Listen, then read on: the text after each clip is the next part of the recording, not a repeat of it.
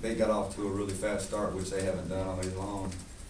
And, you know, with the shortness of our depth, I just knew that we had to try to keep the game close, whether I had to use all 5 timeouts to start or not. You know, with the way we are right now, depth-wise, you can't get in a hole against a good team like that by 10 or 12 or 14 points that early. So I was trying to do that, and thought that Turner traveled right there in front of our bench to make that 3, and then I thought Holyfield got jolted pretty good underneath the basket down on the other end. And, you know, sometimes those things can kind of get a team kick-started a little bit, and I was a little worried about that. And so that's why I use those timeouts. Coach, when you talked about your lack of depth, when Holyfield's not in the game, I know we talked about it before, how it's kind of hard to run your offense without your post players. But what do you do defensively when you play a team that's this big, and you know you can't play obviously Holyfield's a freshman. Just talk about how hard that was on you guys not having any size to measure up. What do? You get out rebounded 50 to 31 and give up 47% from the field, which we're giving up 38 right now as a team. We were 3 and 5 coming in tonight. We're the #1 defensive team in our league. So, you know, not much you can do. We're obviously, you know, it's not like them where Roberson can't play tonight. I mean, he can't play tonight, and they still got 4 other guys, 6'8" or 6'9" or bigger. I got a 7-foot freshman and a 6'6" 3-man that I've moved to the 4, and that's it. That's what we got. And so we're just trying to trick people and try to keep those guys out of foul trouble, which Mike didn't do tonight. The thing that hurts us the worst is, or the most, excuse me, is that we just can't run a whole lot offensively with one postman.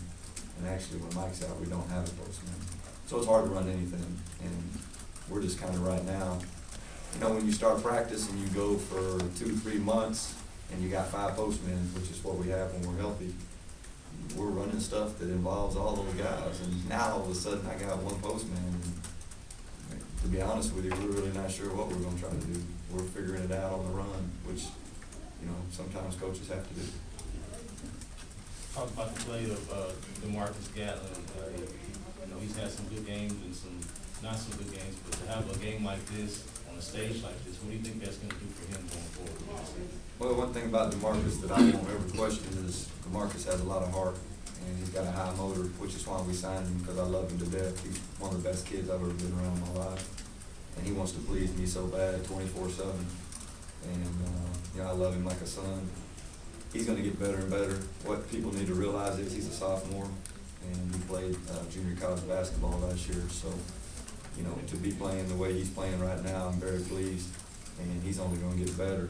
You know, we're going to have our whole team back next year, and I don't want to start talking about next year, but we're young, and we're going to continue to get better and better. You know, right now, it's funny, but your friends text you, hey, things can't get worse, and then Monday Mike breaks his nose. And, you know, I don't want to hear that things can't get any worse. Because, you know, you look around and there are people who have things a whole lot worse right now in life. And I try to teach my guys that adversity is what makes us all stronger as human beings. And we're going to come out of this thing. We'll find a way. You know, our schedule's been absolutely brutal. And, you know, when we started the season, we really felt good when we had our whole team. And right now, you know, I suited out 6 scholarship players. And if you're familiar in Division I basketball, you get 13. So that means we're missing 7 guys. And unfortunately, only 3 of those 7 we're probably going to get back this year. So, you know, it is what it is. And, you know, we're all big boys, and that's what we signed up for. And what we want to do is try to get better. I didn't think we got better tonight. I was disappointed tonight in the way we played. And you got to give A&M credit. I've watched them play almost every game on tape, and I think this is the best they've played this year. I think they haven't shot the ball like that all year long. 5 for 14 from 3 is a good percentage for them. And, you know, of course, they get Middleton back, they'll shoot it even better. But they were good tonight, and they were way, way better than we were, and you got to give them credit. But I was disappointed in our game. Our game plan, I thought, was really good. We just didn't execute it the way we needed to execute it. And I think if we would have, the game would have been way closer than what it was. With all that said, is there anything you can take away from this and use as teaching points? Ooh, man, it's a good question. We were really bad tonight, though. But yeah, no, you always gotta find, you gotta find some silver linings and everything. And we turned the ball over 8 times tonight against a good defensive team. I was pleased with that. And I think, besides that and maybe the performance that DeMarcus played tonight, and Darius played pretty well, also my point guard. Those are some positive things that those guys can feed off of. But, right now we just gotta move forward. We got another tough game on Saturday night at North Texas. They're very good. We beat them at our place by 20 last year, and they'll be primed and ready to play. And we're just gonna have to try to find a way to get a little bit better between now and then. Got 22 left. There's a lot of basketball to be played. I was gonna say, is Big Steve gonna play? Don't know for sure. The thing that you have to look at is he's working out every day with our trainer, but he's not out doing explosive things on the court. So you put him out there and you practice, and all of a sudden it goes from a tear to a rip, which right now it's a tear. He goes and rips it, and then what do? Now you have him missing for the rest of the year. And, we want to win. Everything that we do in this business is, I'm trying to win every game we go out and play. But January the 7th is the most important game we got, and that's our first conference game. And if I can get those 3 guys back, 6'9", 6'8", 6'8", for January the 7th, and we can go back to running what we want to run and playing the way we want to play, then I'm going to feel pretty confident. But I'm not going to take a chance on Steve. Steve's a really good player. He'll be starting right now if he was in. I'm not going to chance it. If he's ready Saturday, we'll play him. If not, we don't play for 10 days after that because of final exams. So that'd be a really good stretch right there where he could get healthy. And I may just wait and play him on the 20th against Northern Arizona at our place.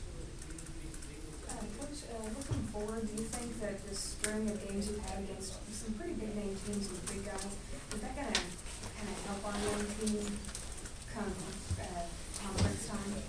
Well, I think when you take a whipping like we did tonight, I guess you can always look at it as good or bad.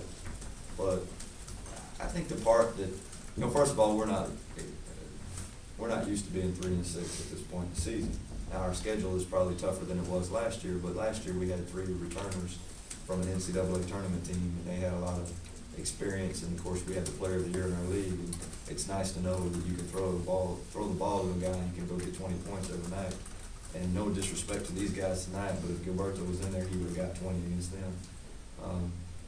So it's a different team, and we're trying to feel our way through this. The thing that I've been impressed with for the most part is, even after a tough loss like tonight, our guys have really stuck together, and they believe in what we're trying to do, and that's what it's all about, is continuing to keep their head up and continuing to try to get better.